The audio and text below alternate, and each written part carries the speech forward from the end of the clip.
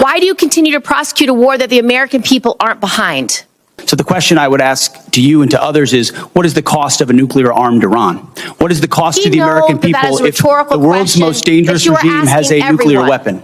But the truth is, they don't want war coming to this shore. And when you do a decapitation operation, the likelihood is going to be exchanged in the United States. There's no evidence that we are safer because of this war. We did not have any evidence that Iran intended to imminently attack this country in any way, shape, or form.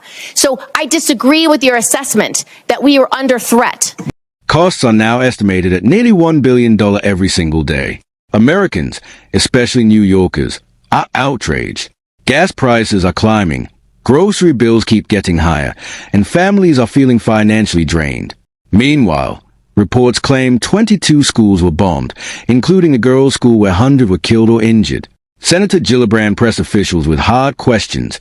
Why was the Civilian Casualty Prevention Division cut by 90%? And can you guarantee that artificial intelligence will never be allowed to make nuclear targeting decisions? Hegseth argued that the American public still supports the conflict, despite polls suggesting otherwise. He also defended the ongoing operation by comparing it to Iraq and Afghanistan, saying those wars took years and this situation should be given more time. Gillibrand pushed back strongly, saying Americans are paying the price without a clear strategy or convincing justification. She described it as an unauthorized war driven by choice rather than necessity. Watch the full exchange. And if you'd like to support the channel and access exclusive content, hit the join button below. Your support helps keep independent coverage alive. Thank you for the closed session earlier, she added. I'm not sure you fully understand how deeply the American people are feeling the impact of this. And thank you for the closed session prior to this. I don't know if you fully appreciate how much the American people do not support this war. It is an unauthorized war. Normally, when you come to Congress, it's a way for the American people to be part of that discussion. The American people, particularly in my state of New York, are upset for a lot of reasons. First of all, this war is costing so much money. Over $25 billion already, estimates $1 billion a day, and they're feeling it every single day at the gas pump with higher prices for both fuel, for diesel, for gasoline for their cars. They're also feeling it with higher grocery costs, and they're exhausted. They are truly exhausted. On top of that, they have so many grave concerns about how this war is being prosecuted. They read in the paper that 22 schools have been hit. They read in the paper about a girls' school, hundreds getting killed. We have a debate going on in this country about AI, a serious debate about AI. And I haven't heard yet from you that you will not allow AI to make final targeting determinations, even when nuclear weapons are being used. That's a huge issue that we need to discuss. So I want to start from the top, Secretary Hegseth. Why do you continue to prosecute a war that the American people aren't behind? First of all, I appreciate the opportunity for that closed session where we had a, unsurprisingly, very different discussion than we have here with the cameras on. We support this because my job is to represent New Yorkers, and I can tell you, when I talk to them all across my state, they are furious, and they expect me to explain to them why they are furious. And Senator, when I talk to Americans, and especially when I talk to the troops, they are grateful for a president who has the courage to take on this threat after 47 years of what Iran has done, targeting and killing Americans, and what it would mean to the world if Iran's nuclear ambitions were actually achieved. So the question I would ask to you and to others is, what is the cost of a nuclear-armed Iran? What is the cost to the American people if the world's most dangerous regime has a nuclear weapon? But the truth is, they don't want war coming to this shore, and when you do a decapitation operation, the likelihood is going to be exchanged in the United States. There's no evidence that we are safer because of this war. We did not have any evidence that Iran intended to imminently attack this country in any way, shape, or form. So I disagree with your assessment that we are under threat. Do you not believe them when they say death to America? Listen, our adversaries use rhetoric all the time. What I'm concerned about is we are not safer, and I would just like to know why you have not sought the support of the American people, and 3 out of 5 Americans are against this war today. I believe we do have the support of the American people, and we have briefed regularly what this mission looks like and why it's critically important that we undertake it. And I would remind you and this group that we're 2 months in to an effort. And many congressional Democrats, as I pointed out, want to declare defeat 2 months in.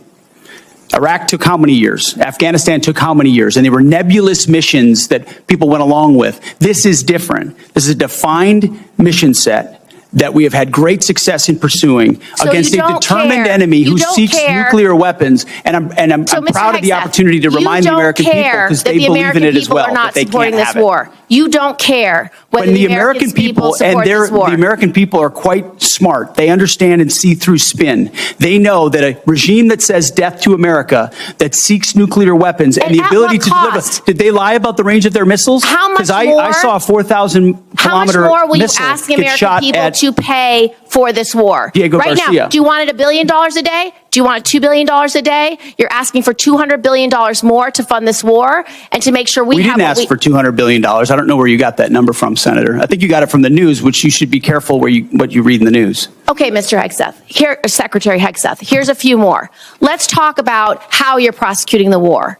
What is your response to targeting that has resulted in the destruction of schools, hospitals, civilian places? Why did you cut by 90% the division that's supposed to help you not target civilians? And do you know the impact of a strategic failure at a war when you have so many civilian casualties? You may have tactically completed a mission well, but strategically is not meeting your goals because of the harms to civilians. What is the cost of that? Let's leave time for an answer.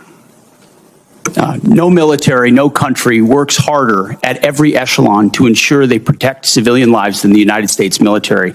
And that is a ironclad commitment that we make, no matter what systems we use. And why did you cut the department by 90%? Thank you, Senator Gillibrand. There'll be other rounds of questions. Senator Rounds, you are now recognized. Thank you, Madam Chair. Secretary Hegseth, Congress enacted $400 million to provide security assistance to Ukraine in January. Now, the committee received a notification just yesterday confirming only that the funding would go toward Ukraine. It contained no details about the type of equipment, no delivery timelines, nothing that is typically included in these notifications. And when asked about the delay in funding, the committee was told that Bridge Colby was developing a spend plan, but we've received nothing. So when can we expect the full spend plan for this appropriation? And Madam Chair, can I, if this is not already part of the record for the committee, can I enter it into the record? Without objection. We acknowledge and are executing on the European capacity building amount of $400 million that you referred to. Undersecretary Colby's done a great job looking at options and worked very closely with our European commander, General Grinkowitz. So his requests of what makes the most sense will inform what ultimately is invested in. Well, this notification says that EUCOM coordinated on the spend plan in March, but General Grinkowitz told this committee on April 16th that he had not yet been asked to review any spend plan for this appropriation. So, General Kane, have you received the spend plan for funds in Ukraine, and have you asked the EUCOM commander for his concurrence? I do not believe so, but I will find out, Senator, and get back to you by the end of the day. Thank you. And yesterday, Mr. Hurst, you told the House that you needed to seek legal review to appropriate the funds as Congress intended. So can you share with us what the nature of that legal review is? And seems to me the law was pretty clear. I saw it. It was part of the Defense Appropriations Bill that we passed in January. And as you know, violating congressional intent on appropriating funds is a violation of the Impoundment Control Act. So what's the nature of the legal review that you have to get? Thanks for the question, Senator. What we were looking at is if we could use the funds in the same manner as USAI, and we had our counsel look at that. And so they provided us a legal opinion on how the funds could be used to support European capacity building.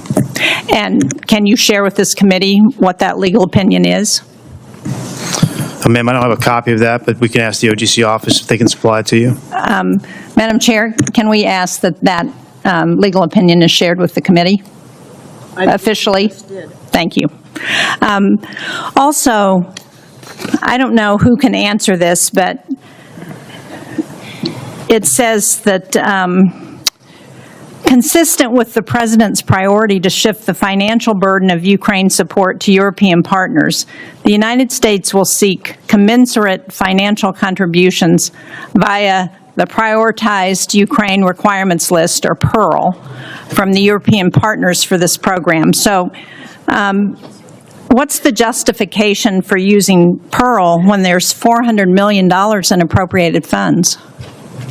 Can somebody answer? Pearl is a reflection of the President's priority and the belief that any weapons that are supplied are paid for by European partners and used as they see fit, whether it's Ukraine or somewhere else. But that was not the intent of Congress in providing that $400 million. As I understand the Pearl program, the Europeans purchase those weapons from the United States, and they pay for them. But this appropriation was $400 million that Congress expected to be provided to Ukraine, not paid for by the Europeans, but provided from the United States to support Ukraine. So again, I don't understand what the justification is for using Pearl when that's not the intent that Congress provided. We're following the intent of European capacity building, but at the same time recognizing that wherever Pearl can be utilized so that the Europeans contribute to that fight, per the burden sharing approach that this President takes, is important. Congressional intent. And that's what I'm asking you, why you're using Pearl to do something that Congress intended to go directly to Ukraine. Well, we Mr. look Hurst, forward to can working you with you answer on that? that. What was the legal opinion on this? Did you ask the attorneys if the $400 million could be used for the Pearl program? Let's get back to you. We'll take it for the record, ma'am. Thank you. And what portion of the funding that's committed from the Europeans under Pearl is being used to assist Ukraine rather than restocking our own shelves? Can you answer us that? That's up to Europe. Ultimately, Europe pays for any weapons that we provide, and they can utilize them as they see fit, whether it's Ukraine or otherwise. Thank you, Senator.